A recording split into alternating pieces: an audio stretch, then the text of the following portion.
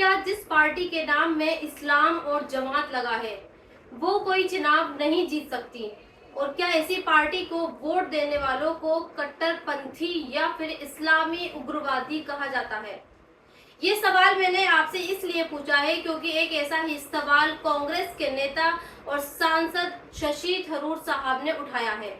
उन्होंने social media पर एक पोस्ट लिखी है और अपनी इस पोस्ट में वो बांग्लादेश की सियासी पार्टी जमाते इस्लामी पर सवाल उठा रहे हैं और ये कह रहे हैं कि छात्र संगठन के चुनाव में जिस तरह से जमाते इस्लामी ने चुनाव जीता है वो ये दिखाता है कि बांग्लादेश में अब लोग वहां की दो अहम पॉलिटिकल पार्टीज अवामी लीग और बांग्लादेश नेशनल पार्टी से ऊब चुके हैं।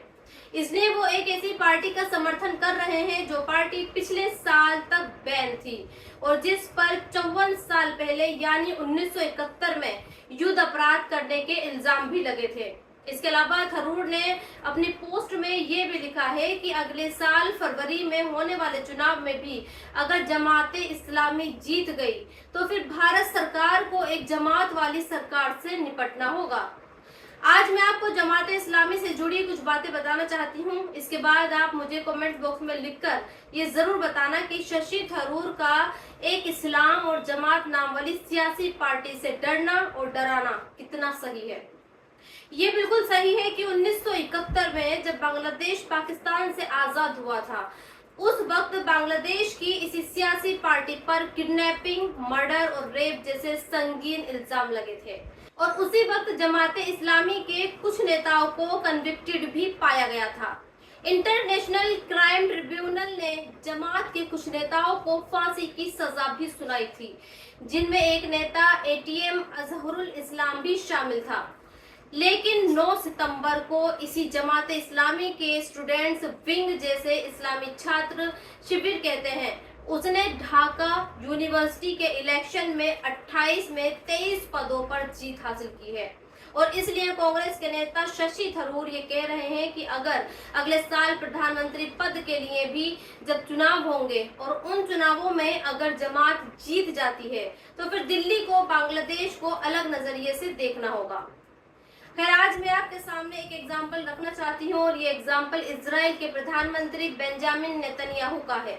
21 नवंबर 2024 को आईसीसी यानी इंटरनेशनल क्रिमिनल कोर्ट ने नेतन्याहू और उसके एक मंत्री के खिलाफ गिरफ्तारी का वारंट जारी किया था। आईसीसी ने यह माना था कि नेतन्याहू और उसके साथी ने युद्ध अपराध और मानवता के खिलाफ संगीन अपराध किए हैं, इसलिए उनकी गिरफ्तारी होनी चाहिए।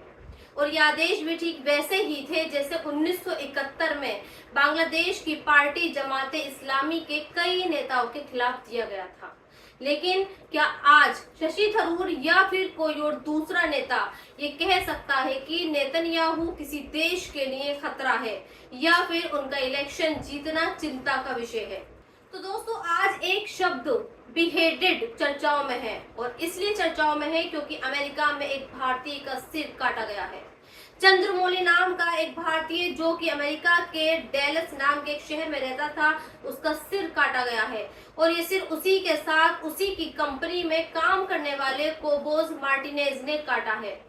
खबरें फिलहाल ये बता रही हैं कि सिर काटने की वजह आपसी झगड़ा था। वॉशिंग मशीन को लेकर इन दोनों के बीच कुछ कहासुनी हुई और जिसके बाद कोबोज नाम के शख्स ने भारतीय का गला काट दिया और फिर उसे कटे हुए गले को अपने साथ ले गया। मेरे पास उसके कुछ वीडियोस भी हैं, पर मेरी मजबूरी है कि सख्त गाइडलाइंस की वजह से मैं आपको नहीं दिखा सकती। लेकिन आज इस खबर को दिखाने का मकसद सिर्फ आपको ये बताना नहीं है कि एक भारतीय का सिर काटा गया है, बल्कि आपको ये बताना है कि इतिहास में जब जब भी सिर काटने वाली खबरें आती हैं तो दुनिया उस पर कैसे रिएक्ट करती है। आज आप ये जानेंगे कि बहुत साल पहले जब आईसिस और दूसरे इस्लामिक आतंकवादी संगठन से जुड़े लोग सिर काटा करते थे यानी बिहेड किया करते थे तो पूरी दुनिया इस्लाम पर उंगलियां उठाती थी। अमेरिका और यूरोप ने बहुत सारे संगठनों को इसी बिहेड के चक्कर में आतंकवादी संगठन घोषित किया था। हमारे देश की मीडिया भी अमेरिका और यूरोप को फॉलो करके बहुत सारे संगठनों को आतंकवादी संगठन दिखाती रही है, लेकिन आज फिर अमेरिका में एक भारतीय को बीहेड किया गया है, यानी उसका सिर काटा गया है और दुनिया खामोश है।